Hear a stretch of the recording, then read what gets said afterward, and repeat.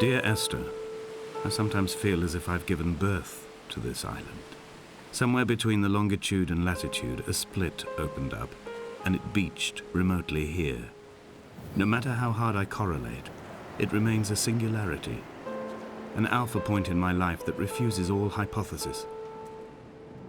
I return each time leaving fresh markers that I hope, in the full glare of my hopelessness, will have blossomed into fresh insight in the interim.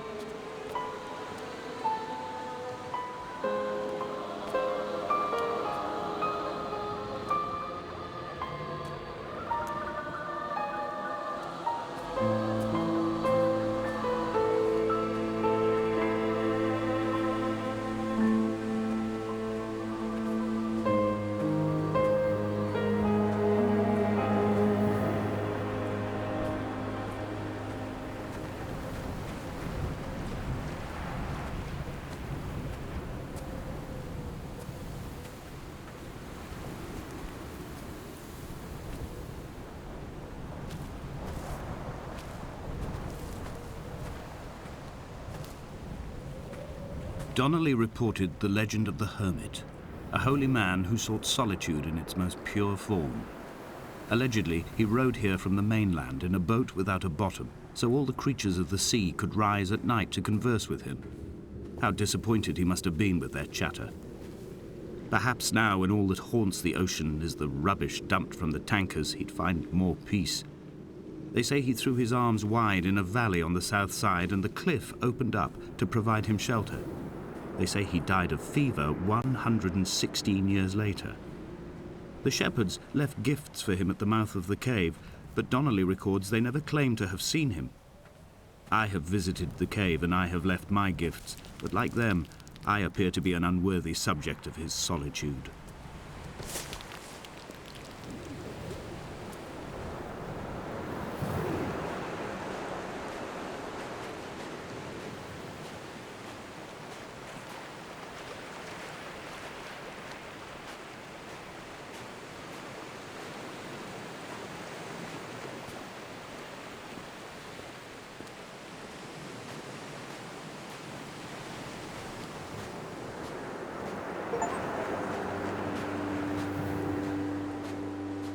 At night, you can see the lights sometimes from a passing tanker or trawler.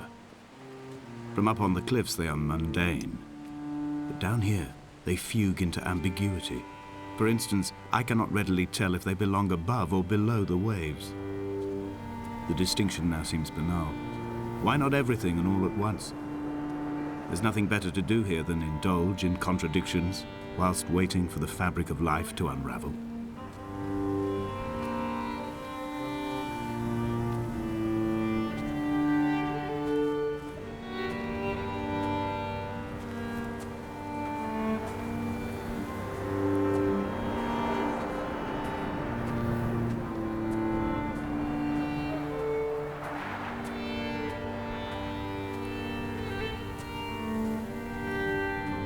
The mount is clearly the focal point of this landscape.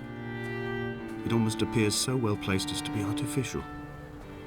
I find myself easily slipping into the delusional state of ascribing purpose, deliberate motive to everything here. Was this island formed during the moment of impact?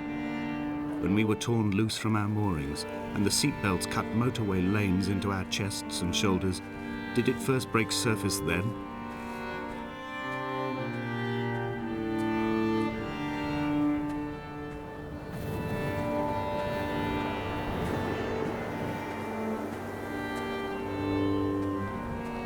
When someone had died or was dying, or was so ill they gave up what little hope they could sacrifice, they cut parallel lines into the cliff, exposing the white chalk beneath. You could see them from the mainland or the fishing boats, and know to send aid or impose a cordon of protection, or wait a generation until whatever pestilence stalked the cliff paths died along with its hosts. My lines are just for this: to keep any would-be rescuers at bay. The infection is not simply of the flesh.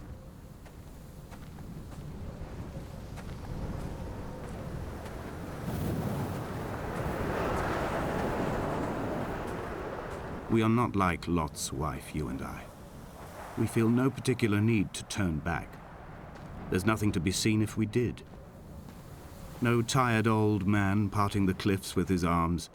No gifts or Bibles laid out on the sand for the taking. No tides turning or the shrieking gulls overhead. The bones of the hermit are no longer laid out for the taking. I have stolen them away to the guts of this island, where the passages all run to black, and where we can light each other's faces by their strange luminescence.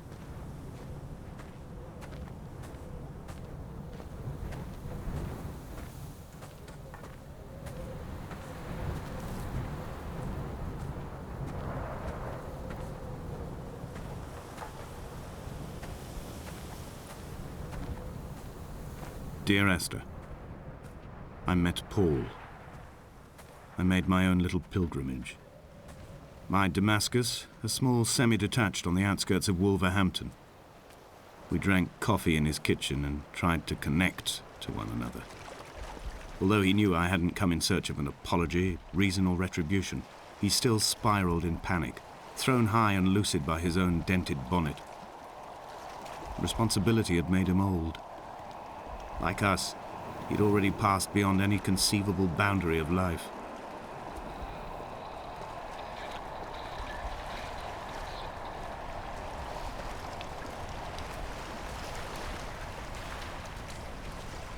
I find myself increasingly unable to find that point where the hermit ends and Paul and I begin.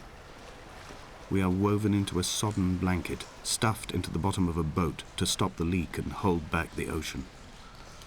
My neck aches from staring up at the aerial.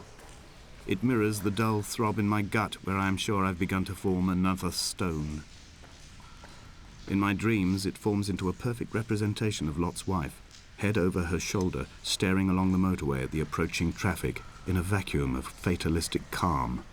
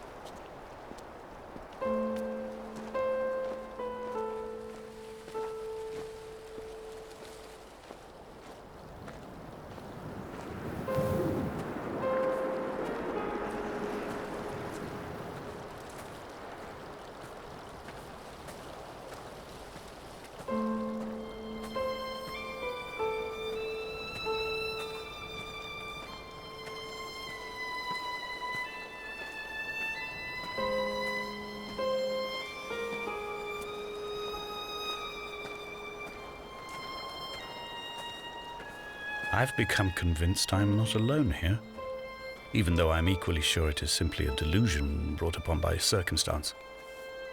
I do not, for instance, remember where I found the candles, or why I took it upon myself to light such a strange pathway. Perhaps it is only for those who are bound to follow.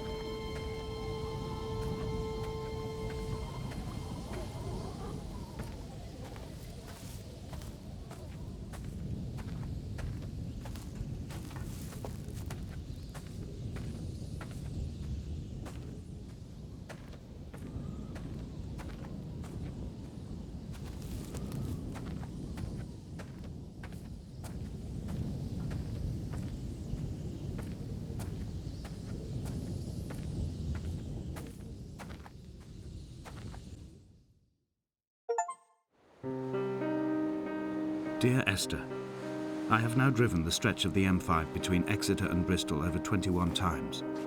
But although I have all the reports and all the witnesses and have cross-referenced them within a millimetre using my Ordnance Survey maps, I simply cannot find the location. You'd think there would be marks to serve as some evidence. It's somewhere between the turn-off for Sanford and the welcome brake services. But although I can always see it in my rear-view mirror, I have as yet been unable to pull ashore.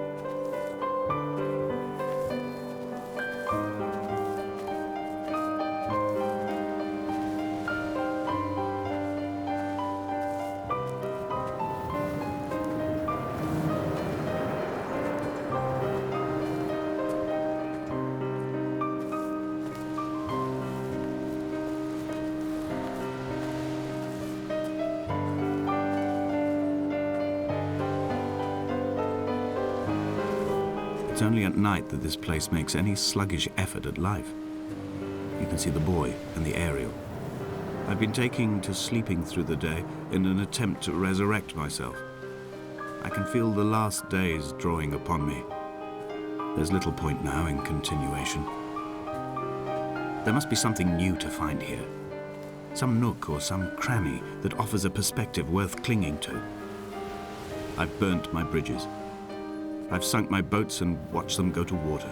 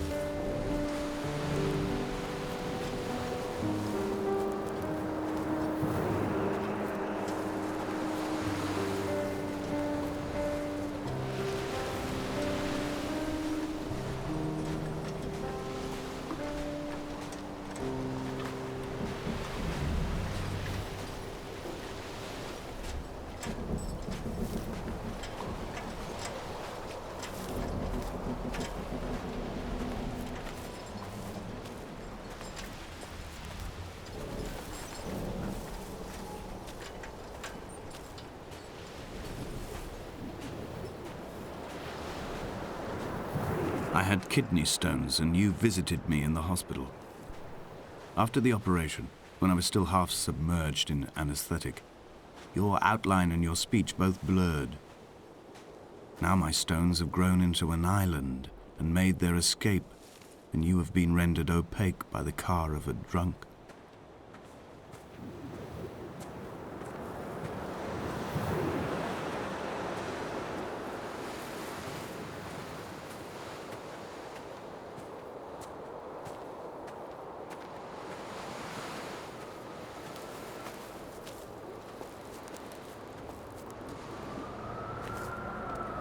When I first looked into the shaft, I swear I felt the stones in my stomach shift in recognition.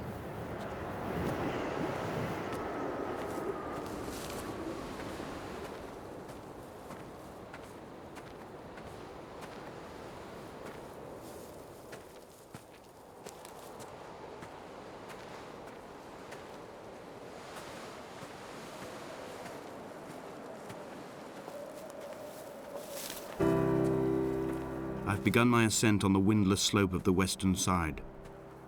The setting sun was an inflamed eye squeezing shut against the light shone in by the doctors. My neck is aching through constantly craning my head up to track the light of the aerial. I must look downwards, follow the path under the island to a new beginning.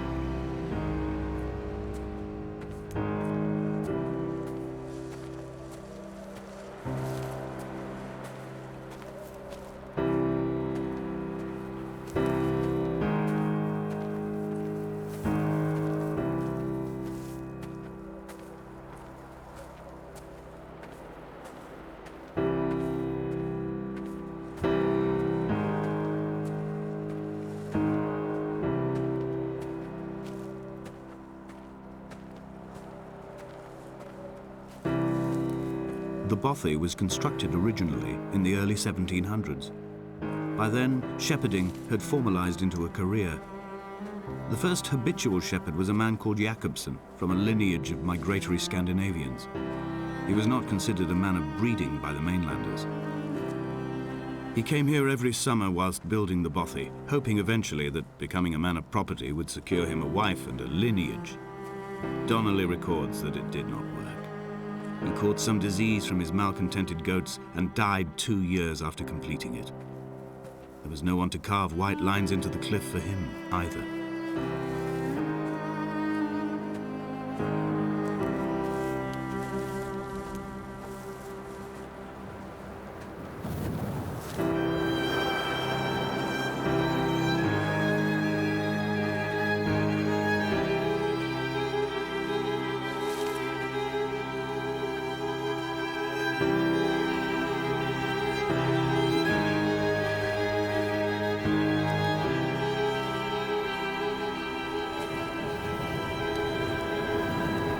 Inventory. A trestle table we spread wallpaper on in our first home. A folding chair. I laughed at you for bringing camping in the lakes. I was uncomfortable later and you laughed then. This diary, the bed with the broken springs. Once asleep you have to remember not to dream. A change of clothes. Donnelly's book, stolen from Edinburgh Library on the way here. I will burn them all on the last morning and make an aerial of my own.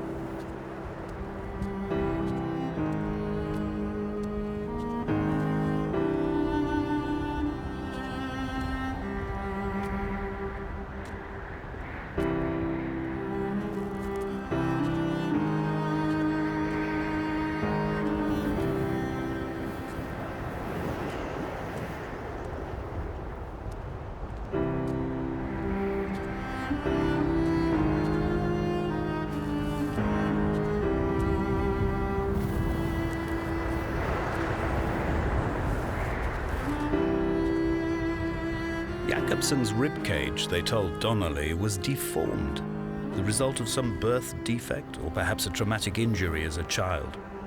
Brittle and overblown it was, and desperately light. Perhaps it was this that finally did for him, unable to contain the shattering of his heart. In half-light, his skeleton a discarded prop, a false and calcified seabird.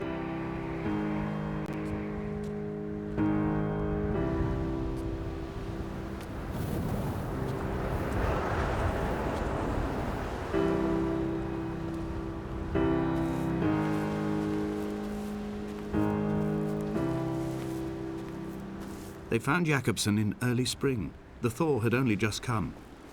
Even though he'd been dead nearly 7 months, his body had been frozen right down to the nerves and had not even begun to decompose. All around him, small flowers were reaching for the weak sun. The goats had adjusted happily to life without a shepherd and were grazing freely about the valley. Donnelly reports they hurled the body in fear and disgust down the shaft, but I cannot corroborate this story.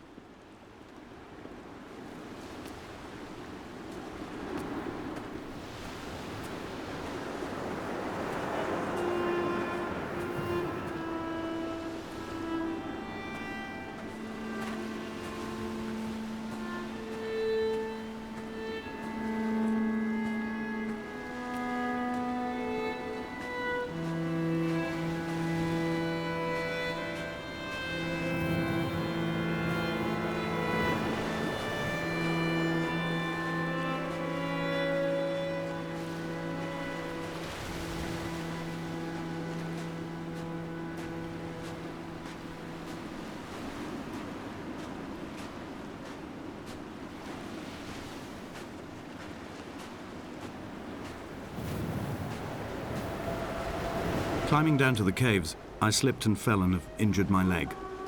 I think the femur is broken. It is clearly infected. The skin has turned a bright, tight pink, and the pain is crashing in on waves, winter tides against my shoreline, drowning out the ache of my stones. I struggled back to the bothy to rest, but it has become clear that there is only one way this is likely to end. The medical supplies I looted from the trawler have suddenly found their purpose.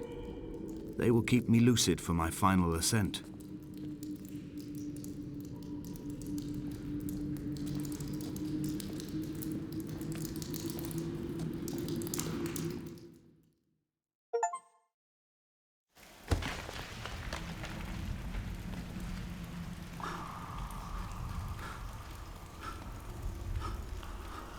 Donnelly's addiction is my one true constant.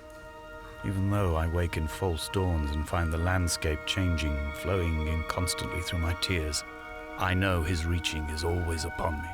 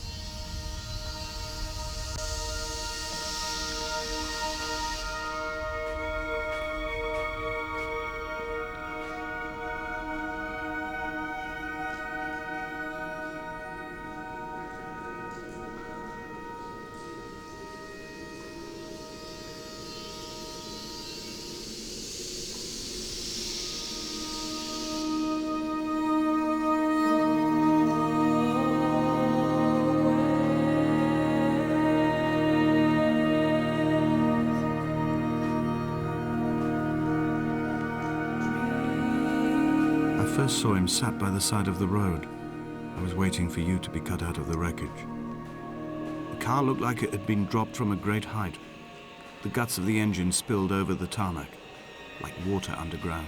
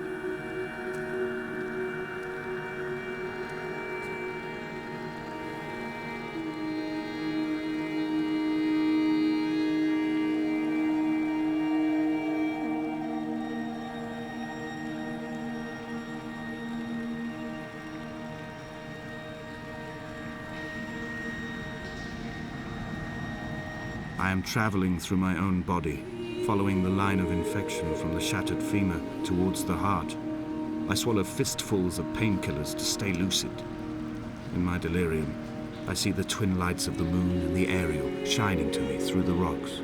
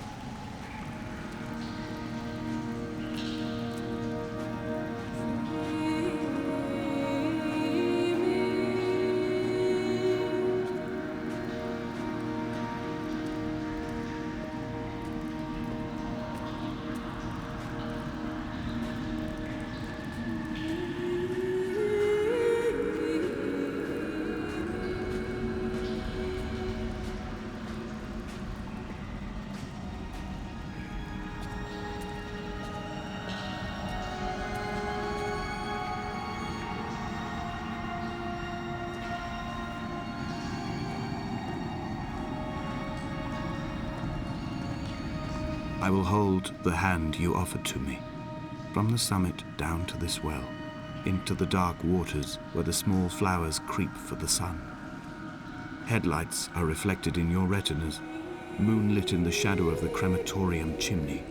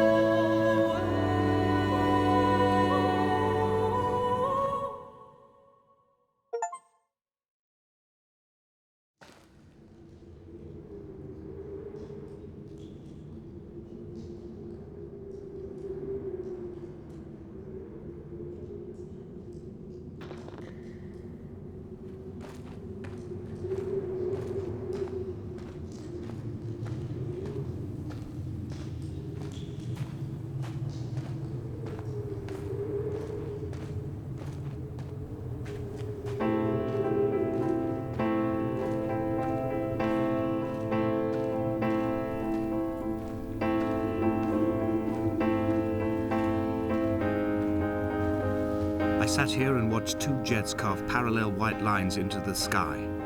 They charted their course, and I followed them for 21 minutes until they turned off near Sanford and were lost. If I were a gull, I would abandon my nest and join them. I would starve my brain of oxygen and suffer delusions of transcendence. I would tear the bottom from my boat and sail across the motorways until I reached this island once again.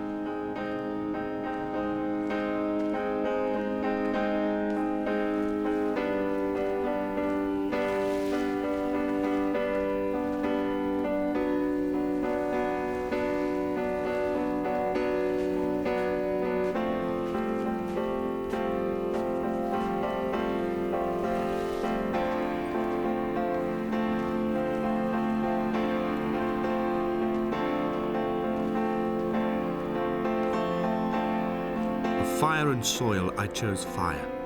It seemed the more contemporary of the options, the more sanitary. I could not bear the thought of the reassembly of such a ruin. Stitching arm to shoulder and femur to hip, charting a line of thread like traffic stilled on a motorway, making it all acceptable for tearful aunts and traumatized uncles flown in specially for the occasion. Reduce to ash, mix with water, make a phosphorescent paint for these rocks and ceilings.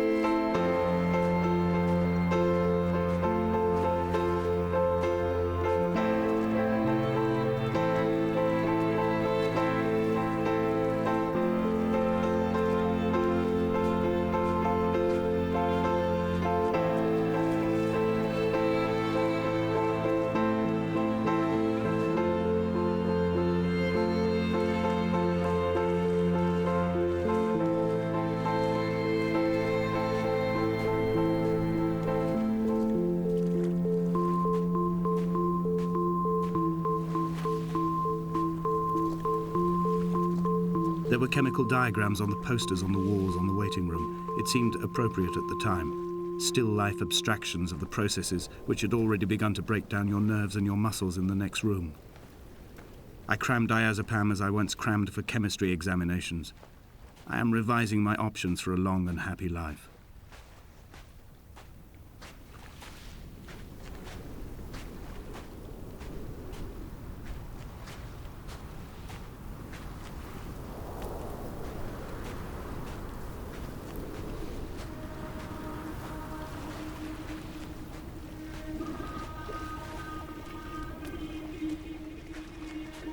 From here, I can see my armada.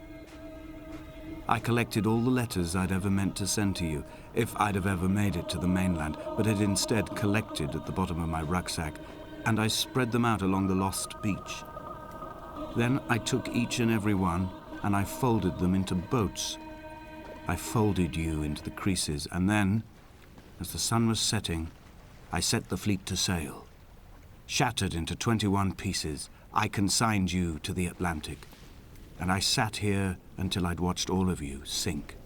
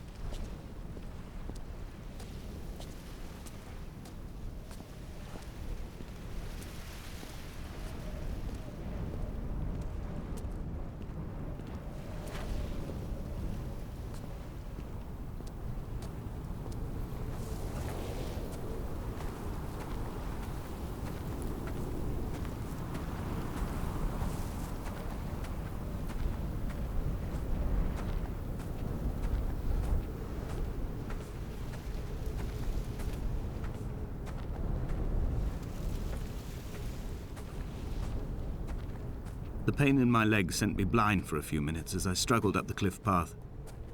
I swallowed another handful of painkillers, and now I feel almost lucid.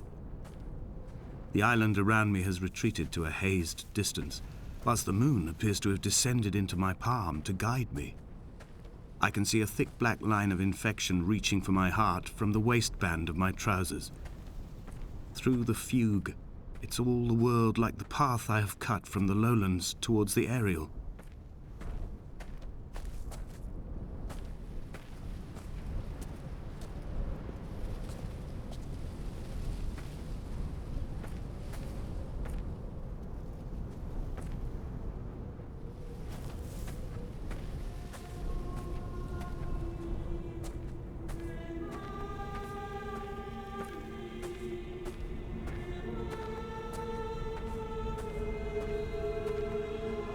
I've begun my voyage in a paper boat without a bottom. I will fly to the moon in it. I've been folded along a crease in time, a weakness in the sheet of life. Now you've settled on the opposite side of the paper to me. I can see your traces in the ink that soaks through the fiber, the pulped vegetation. When we become waterlogged and the cage disintegrates, we will intermingle. When this paper aeroplane leaves the cliff edge and carves parallel vapor trails in the dark, we will come together.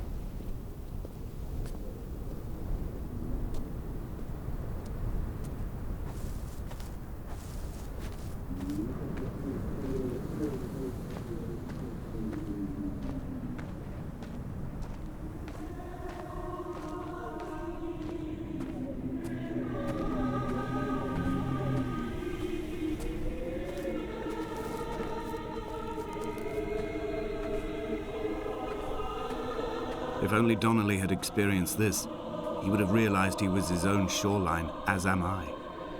Just as I am becoming this island, so he became his syphilis, retreating into the burning synapses, the stones, the infection.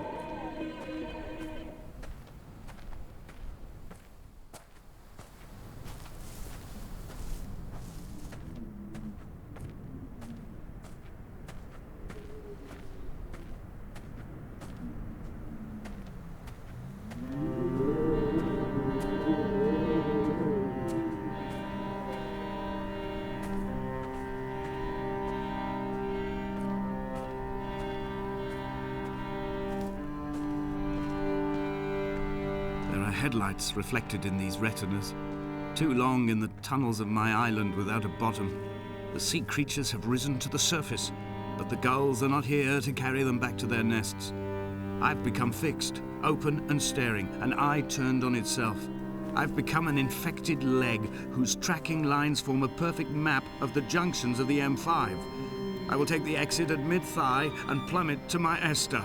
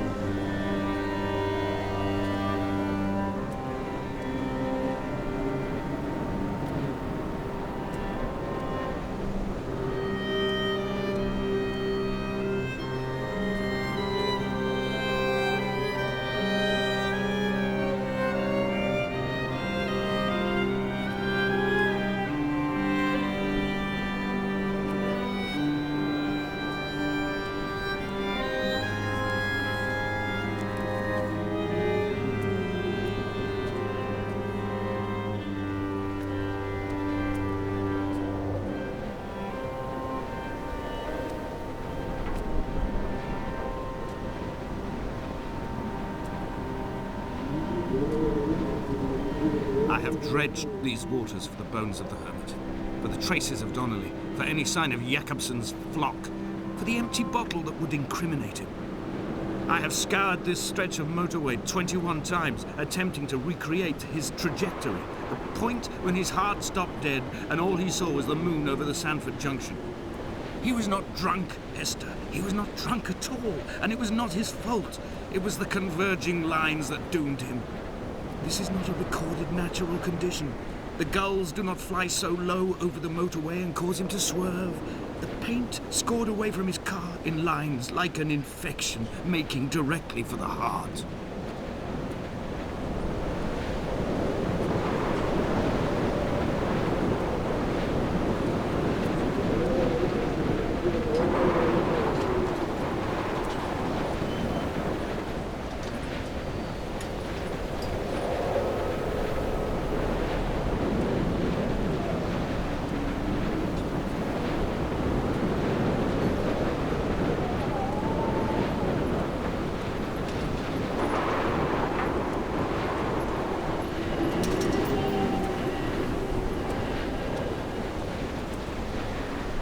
I am the Ariel. In my passing, I will send news to each and every star.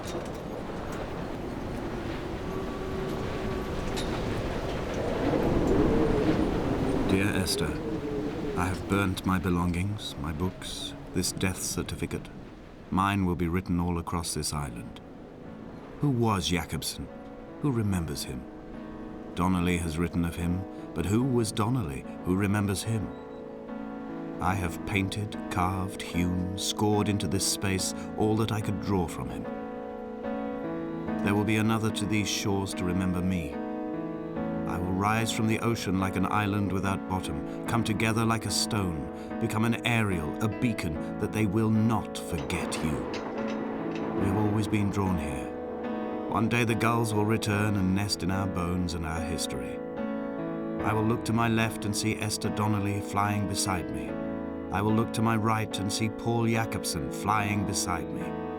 They will leave white lines carved into the air to reach the mainland, where help will be sent.